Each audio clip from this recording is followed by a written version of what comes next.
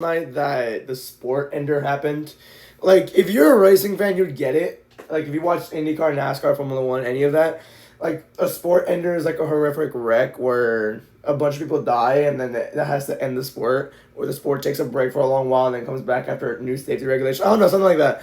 I had that yesterday. I'm gonna tell it on stream later on today. But that's not what we're gonna talk about today. We're gonna talk about the worst game every week for this past NFL season. The 2026 season is right around the corner, and I'm very late on these, but better late than never, right? So yeah, week one, Titans and Broncos. This game was just bland and boring. So yeah, this is when we thought both teams were gonna suck really badly. So we kind of expected a crapshoot here. I don't even think the Titans scored a single touchdown either.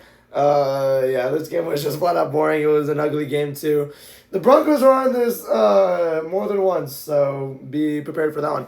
Broncos won this game 20-12. We didn't even know if they were good or not. We just knew that both these teams were ass. Actually, no. The Broncos did end up going to the wild card game, but they got squashed. And I thought they regressed. At least I did. I thought they regressed. So yeah, but this takes home the worst game from week one. So yeah, let's move on to week two. We had the Chargers versus Raiders on Monday Night Football. A game that started at 9 p.m. Central, ended like at 12. That was annoying. Yeah, this game was I always hated that Monday Night Football used to, or I think they still do it. They would do these double headers, which one game would start at 5 or 6 p.m. The other game would start at 9. It was so stupid, and sometimes they would even go head to head. It was so dumb. I hated that ESPN did that. And this game, oh my goodness, did I want to go to sleep during this game the entire time. Yeah, this game started like at 9, so I'm like, okay, I might get tired. If this is a good game, I might be awake, but no, it was not a good game at all. This is where we found out the Raiders sucked, by the way. They won week one.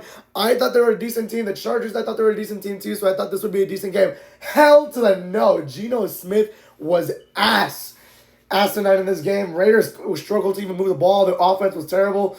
The Chargers, they were doing okay. I mean, it was like a really ugly game that ended way too late as well, like at 12 in the morning. I wanted to go to sleep. And the fact that this game started at a way later time just makes me hate it even more. I stayed up until 12 a.m. to see the Chargers and Raiders score one touchdown the entire game. So, yeah, 20-9, the Chargers got the win. I think this is the game that I hate the most this year. So, yeah. Actually, no. Broncos and Jets I hate more, but we're going to get to that in due time. So, yeah. But week two is this asinine game. Not even a game. It was just a shit show. We had the Chiefs versus the Giants on Sunday Night Football. So, that's already 2 straight primetime games. Hell, yeah. Week three for Sunday Night Football. The week before the Giants, I just had probably the most generational performance of the year. Russell Wilson, 450 yards. Malik Neighbors, 2 touchdowns, over 100 yards. Wan'Dale Robinson did amazing too. The entire Giants offense was cooking. The Chiefs in the week prior, they did okay. I mean, they're against a strong defense in the Eagles, so I really didn't think this game was going to be all that bad. I thought this game would be quite good. Nah, the Giants just faced the Cowboys defense, so yeah, it did not mean anything. Russell Wilson did a generationally terrible game. The Chiefs struggled to move the ball. And yeah, it was just a boring game there. Chiefs got the win 22-9, I believe. The Giants scored a touchdown. The Giants were actually leading early on, and that was about it. Like, there's not really anything memorable that happened in this game. But it was a game where we realized that Russell Wilson might finally be washed, which was unfortunate because I like Russell Wilson a lot. So it was unfortunate to see that. Chiefs got the win 20-9, but this takes worst game of week 3. Let's move on to week 4. YouTube channel, there's usually over 15 minutes worth of highlights on every game. This one barely got 10, so yeah. Bengals and Broncos, another primetime game in week 4. Yeah, and only the Broncos showed up and showed out. Defense did pretty good. Jake Bryan sucks. He sucked in this game. I think over 3 picks, Bengals barely got 3 points, and the Broncos won 28-3. And guess what? It was another doubleheader on Monday Night Football. This was actually the featured game because it had the main team. It had Joe Buck and Troy Aikman, had all the main reporters and all the main analysts. Yeah, this game was ass. Oh my goodness, dude. 28-3. But this time the Bengals didn't come back. So yeah, boring primetime game once again. So yeah, let's move on to week 5. I was explaining how on the NFL YouTube channel, the highlights are usually 15 minutes long. For some reason, this game had 20 minutes worth of highlights, and the Colts won 40-6. So yeah, this game was just your average blowout. Like, it just wasn't competitive. At least the Raiders kept it close for a little bit. They're up 3-0, and they never scored a single touchdown. They only scored 1 more field goal, and they lost 40-3, like I just said. Yeah, this is where we found out the Colts were actually pretty good. So yeah, that's about it. I think the only reason why that highlight reel is 20 minutes long is because the Colts had that many cool plays. I don't know. Oh wait, Coldplay reference? No, I'm kidding. But Yeah, just your average blowout game, 40-6. Nothing really too exciting. It's just the Colts killing them. So that's about it for week 5. Let's move on to week 6. I mentioned this earlier. I said I hated the Broncos and Jets game, and yeah, it's here for week 6. So yeah, and I've been a loyal football fan ever since I was a baby. This game is one that made me question all my loyalty, and I wanted to turn the game off, but since I'm doing commentary on stream, I couldn't do that, so I was forced to sit through 3 hours of this, running on 4 hours of sleep. Woke up at 8:30 in the morning for this.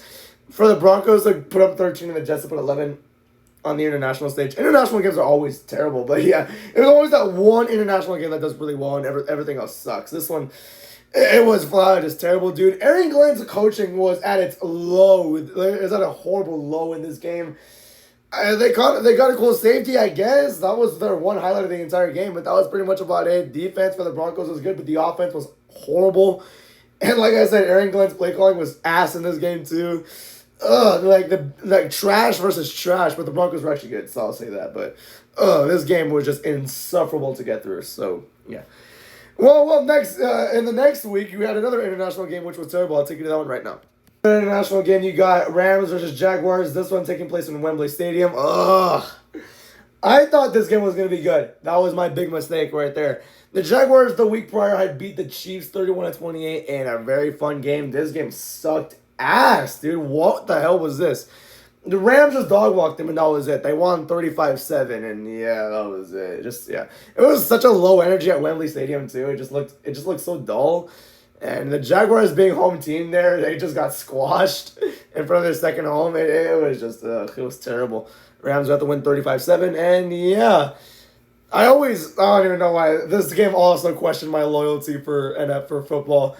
My gosh, man. Waking up 2 straight Sunday mornings, like at 8:30, waking up early 2 straight Sundays just to see terrible games. They really took a toll on my mental health. My gosh. Let's move on to week 8. Week 8 matchup on Thursday Night Football. So another primetime game. Yay, Vikings Chargers. This game was, first of all, it was just a Chargers blowout, and it was also very just uncomfortable to watch. Carson Wentz was injured for basically all the game, and it was like, oh, is he okay? Like, get him out, please, before he kills himself on that field. Luckily, he didn't actually know that injury ended his entire year. Never mind. So, yeah. Chargers got the win, 37-10, blowout game. So, yeah, nothing special about it. On prime time, no less. Ay. Hey, who are the schedule makers thinking? Honestly, I don't blame him that much. I don't blame whoever made this schedule. Because they did not think the Vikings would be this bad entering this game. And, yeah, I don't think anybody thought this was going to be a blowout. I thought this would be quite close at the beginning, but yikes, Chargers took off and got the win 37-10. So let's move on to the next week. This is the week 9 matchup, also on Thursday Night Football. This was so another primetime game, Ravens-Dolphins. Lamar Jackson's return game, I'm pretty sure. Yeah, it was. And yeah, Dolphins at this point were also really terrible. They lost this game 28-6. Ravens took control early on and never looked back with it. I mean, the Dolphins got to get the close in the beginning, but the Ravens just pulled away and they just won 28-6. So yeah, boring Thursday night blowouts. So yeah, let's move on to the next one. Week 10, and third week in a row we got a terrible Thursday night football game. This time the Raiders and Broncos. Not a blowout, but just so boring. Now, I'm going to tell you the truth on this one. I wasn't even watching this game. Thankfully, I wasn't watching the game. I was at an actual football game for my school, so yeah. That game, it was a blowout too, but it was better than that. We got blown out 38-14, but at least that game was more fun to be at than this game, I'm pretty sure. A touchdown by each team when the Broncos won 10-7. There's a thing that's called good defense and bad offense. This was a bad offense game, and it showed. I just looked at the highlights. First of all, I have no idea how they even got 15 minutes worth of highlights for this game. And yeah, it was just ugly. This was just an ugly, boring, stupid game. Offensive trash fest or whatever you want to call it. Offensive shit show from week 10, Raiders and Broncos. Ay. But yeah, let's move on to next week. Primetime game, week 11, as the Lions-Eagles on Sunday Night Football. Kevin Patullo offense versus Nick Sirianni's or whoever the defensive coordinator was. I don't even care.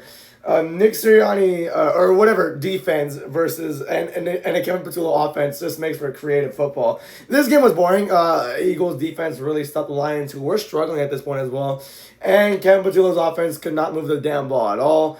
Basically, and the Eagles got the win 16-9 in a kind of a long game too. This game took a while to finish. The first quarter took 45 minutes. Oh my gosh, I remember that actually. That was pretty cool. But yeah, Eagles won 16-9. It was straight up just boring to watch. Primetime games, man. Eagles have to win 16-9. So yeah, let's move on to week 12. I keep saying let's move on a lot, but I don't know what my closing statement usually should be for every clip. I don't know. Another primetime game. Yay! Panthers 49ers on Monday Night Football in week 12. I could have watched Raw over this, and I was going to initially watch Raw, but I watched the game because some friends came over to watch the game with me, so yeah, and plus it was a cookout, so yeah. But yeah, this game was boring. It was a little entertaining at first with the turnovers going back and forth. It was kind of entertaining in that aspect, but then it just devolved, and yeah, it just became really boring. San Francisco won 20-9. I don't know why 20-9 was such a common score this year. It was interesting, but yeah, Niners got the win 29. Got boring after the turnover fest, and yeah, that's all I have to say about this one. So yeah, that's about it. Week 13. This was the Thanksgiving week, but luckily it was not on a primetime game. So it was on a game that nobody really watched. Yeah, Vikings Seahawks. Week 13, Seahawks just killed them, and Max Brosmer threw 4 picks. That was it. Max Brosmer legacy game, right? I think this was his first ever start too. I remember everyone on Twitter was saying like, "Oh, Max Brosmer gonna shock the world," and I put on the quote tweet, "He's gonna shock me on how many pick sixes he's gonna throw this weekend." And I was right. He threw like 2 really bad ones as well. I correct me if I'm wrong on that, but yeah, Seahawks won this game 26-0, and that was basically it. Very ugly game by the Vikings. Very good defensive game for the Seahawks, I guess. But yeah, I did not buy his point. This game was terrible. So yeah, let's move on. We got the Commanders versus the Vikings. This is such a Vikings thing. This is like as soon as they started doing their winning streak again. This is when they started getting good again. This is where they shut out the Commanders. I love how they got shut out and then they pitched a shutout as soon as JJ came back. So yeah, that's that there. This is also the game where Zach Ertz tore his ACL. This game was just very ugly to watch in general. Putting Jane Daniels out there as well was a horrible idea. Vikings won this game 31-0, and another common score because I saw 31-0 quite a few times last season, so that was interesting there. But another very ugly blowout game. Vikings got the win this time at least. Good for them. But yeah, that's it. We're almost done, so we have the final 4 games coming up. You got the Ravens and Bengals. This game was dull, bland, lifeless, and the Bengals offense failing to produce. I think Joe Burrow was he did come back at that point. So yeah. Yeah, he did because I remember he beat the Ravens on Thanksgiving, so he came back. He was QB here, and I thought the Bengals offense would actually do pretty well against the Ravens, considering I think they did well against the Bills. They did amazing against the Bills until that fourth quarter. Yeah, they scored 0 points, and the Ravens got a pick 6 on them at one point, and yeah, Ravens won 24-0.